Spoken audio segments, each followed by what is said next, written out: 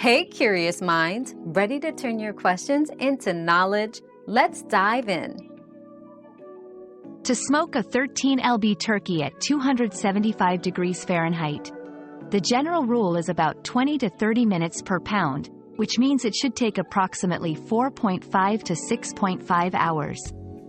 However, the safest way to ensure it's perfectly cooked is to use a meat thermometer and check that the turkey's internal temperature reaches 165 degrees Fahrenheit in the thickest part of the thigh and the breast.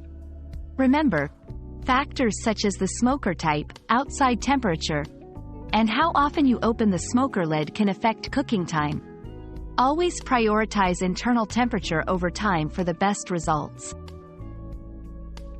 Another mystery solved, but many more await. Keep up with our daily discoveries by subscribing and turning on notifications.